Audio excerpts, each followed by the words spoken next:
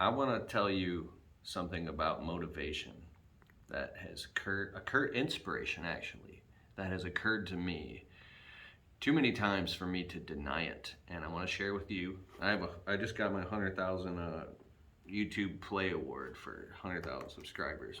But have you ever been depressed, void of all inspiration? You're burned out, you're tired, you're just going through the motions. And this goes on, I don't know how long, days, weeks, some people months. I've gone through depression. And when you're driving down the street in your car and you see the same stores and shopping plazas and the same streets and it's raining outside, you just literally aren't even excited about anything. And you can't, when you're going through it, it's so real to you that you're manifesting it at the same time, yet it's coming from a place behind your conscious mind, right? That's controlling it and manifesting it, and ain't shit happening in your life. You're not excited. It's like, what is there to be excited about? This is the most important thing when it comes to chasing your dreams and getting excited about. For me, it's making dope videos and living. The reciprocal of that is when you are so excited. I'll give you an example. A few years ago, we went to Logan Paul's house in California for like 4 days. We're at his house. And we went there to make videos and other stuff, and we're in his backyard. And my friend Blake was with me. Blake's a YouTuber, a very successful young guy. So we went back to our hotel, and we're in the hotel. Blake is so excited because we just left Logan Paul's house, but he's excited about one specific thing. I'm like, dude, tell me what's going on. He's like, dude, it was amazing, amazing. I'm like, what? He's like, dude, we're at Logan Paul's house and we manifested all this. But okay, Logan Paul's got like a videographer and he's got an editor. He's doing it. He's like he's one of the most famous guys in the world. He's like, in Logan Paul's backyard, there was this like string with like a dog toy on it, and you could like, throw it and it would ride along the string and then ride back. But Blake said when they were filming in the backyard, he noticed that there was this dog toy on a string and it was just sitting there. That's all it was. It was just an object in a backyard. But Logan came along, listen to me here, Logan came along when he was videotaping, and then all of a sudden he made that object part of his creative vision of the video, and he's like, and he picked it up and he was talking about it and he was talking all about it and he was so excited, and they're filming it, and all of a sudden the dog toy became this whole thing and the whole part of the video, and you were like totally, he was animated and you were inspired by it, and then it was this whole part episodic event, and then he put it down and went off to the next thing and was filming, right? And then Blake looked back at the dog toy and it literally transformed from just a dog toy to this whole thing, and then it transformed back to a dog toy just sitting there in the yard again with no meaning, no purpose. And when Blake told me about this observational vision he had, he was like, it's amazing. People who are inspired and people who have vision and are captivated and exciting, they're like they're the moving band, bringing it with them everywhere they go. Like when an entourage of people come into a party or a building, or just one dude or one man or woman, the energy that you bring, be responsible. Oprah Winfrey said this, be responsible for the energy that you bring into this environment. Could you imagine that you believe in yourself and your dreams and your missions and your mandates so strongly that you just, and it's not about ego or anything, it's just like you walk into a place, and because you're so captivated and fired up and in alignment, so you're walking into a place where you actually, like, I don't know, you wouldn't walk into some horrible place that you don't want to be. I'm talking about when you're in alignment, things start lining up. Alignment is actually the word. So the more and more and more and more you work and build on the self, and you work on your inner vision and then your outer vision, all this stuff, is the more alignment starts to happen, and things like synchronicity. You feel that? That's like a sine wave. You can have this.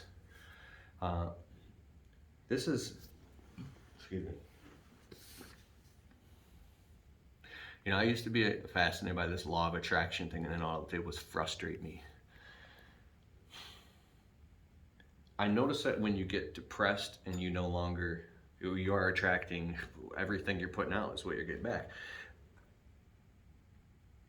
What stopped me from falling into depression is when I realized that nobody cares.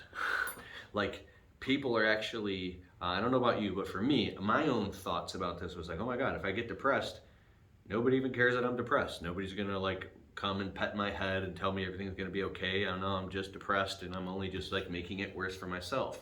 So depression is a very real thing, and when you go through it, it sucks. But it's got me out of my little depressions faster, learning that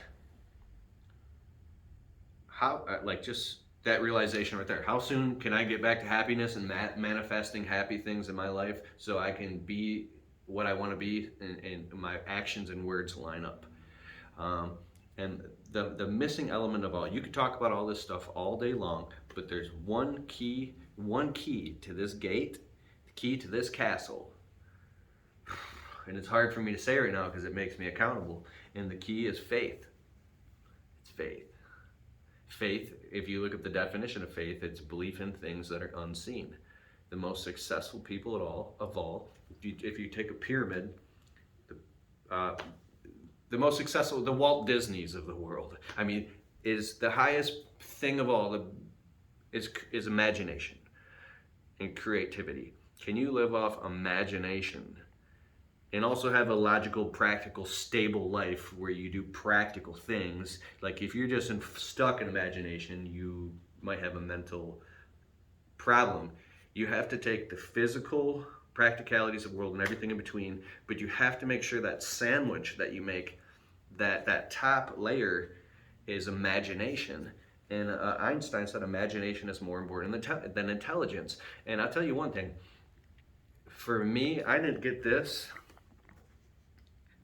until I started cutting out all the fat in my life of all the different things. I wanted to do so many different things, and I was going crazy because I wasn't getting anything done, that I had to just cut out, 80% of everything else and just focus on the 20%. And it was a hard transitional process. But when you go through that hard transition where it squeezes you through the cracks, it's like you suffer because now you're buckling down and committing to something. It's a long, hard tunnel, but there's an eye, like there's a light at the end of the tunnel, and you have these checkpoints, as my friend Hatch calls it. You have these moments where you have these successes, where you hit a light of the end of the tunnel, and now you get like rewarded. It could be a feeling, a relationship, it could be a marriage. You finally sign the papers to get your first house, maybe you launch your business, or you hit a milestone in something, or your health, you have great health, or your faith is restored. Maybe, but when you have these actual milestones, they're pure proof to you that what you're doing and been dreaming and living and acting on is a real thing. So I used to get so pissed off.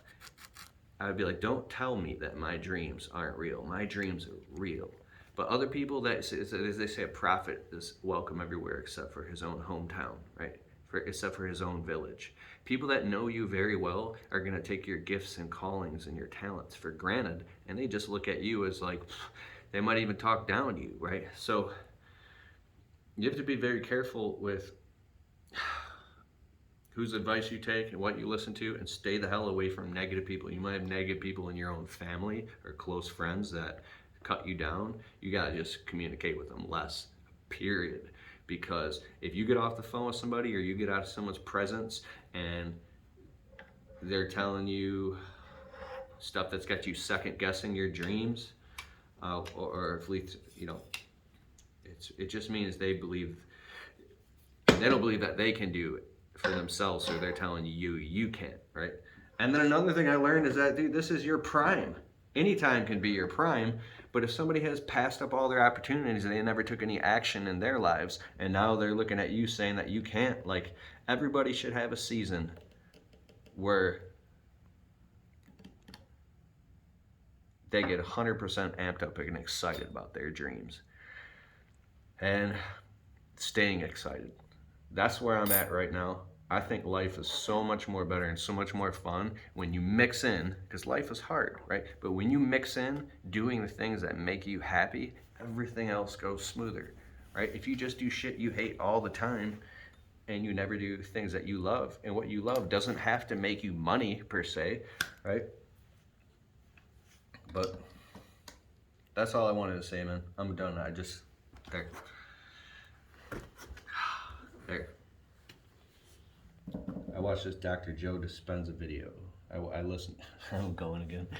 I went on a Dr. Joe Dispenza binge, and he talks about, you can listen to his books on audible.com, and I listened to all his books, and they just blew my mind and transformed my life. He talked about like everything you think and feel and talk about and picture in your mind is forming neural networks that the robot of your body and your life is now reacting to and building beliefs on. If you get into the biology belief and you break all that shit apart, you can actually realize, oh my God, I've been thinking this thought because it's just bad programming, and then I've developed beliefs around it and stable datums, and now this thing has become a whole thing that every time like I'm triggered in my environment, I just go down this path. I'm smoking cigarettes, I'm talking stupid to myself, I'm staying up all night scrolling on YouTube when I shouldn't be. Like, I'm not chasing my dreams. Like, how do you break the cycle and break the habit? You can stand on the shoulders of giants. I'm listening to a book right now called Atomic Habits by James Clear. He talks about, like, there was a guy who was tremendously overweight, and he said, I'm just going to go to the gym. It's on my way to work every day for only 5 minutes. I'm only allowed to be in the gym for 5 minutes. Goes in the gym, works out 5 minutes, leaves. But he did it repetitiously over and over and over, and he started to say, you know, if I'm here in the gym anyways, I might as well stay a little bit longer. I might as well stay a little longer. And then 2 years later, he lost like 120 pounds or something. It's like, do one push-up, or like things like that. Set the bar ridiculously low, and then build repetition into the habit, so it's so easy, and little by little it becomes a habit. And then what you can do, there's a quote I said that goes along with that, that's a lot more conceptual, and it's, the moment you start to become successful is the moment you realize you're getting sick of your own bullshit. When you get sick of your own bullshit, that's when you start holding yourself accountable. And Steven Spielberg, there's a documentary. People reported that when they worked with him, they were like, Steven was possessed. He was like, Steven Spielberg was like a guy who worked for Steven Spielberg. Could you imagine having that much self-discipline and focus and being that motivated that people have to remind you to eat because you are so on fire? My friend Chris Taylor sells $7 million a year in real estate. He goes, you got to set yourself on fire. We're waiting for something to come along and set us on fire. For me, it was God. For me, when I get depressed, I dropped on my knees and I beg the Holy Spirit, please send something or someone into my life to set me on fire again. What do I got to do? How do I repent? How do I get closer to you so I can be inspired? Because I can't live uninspired. I can't stand it. And for me, it's God gives that to me. I believe that 100%. But being set on fire and ignited with inspiration.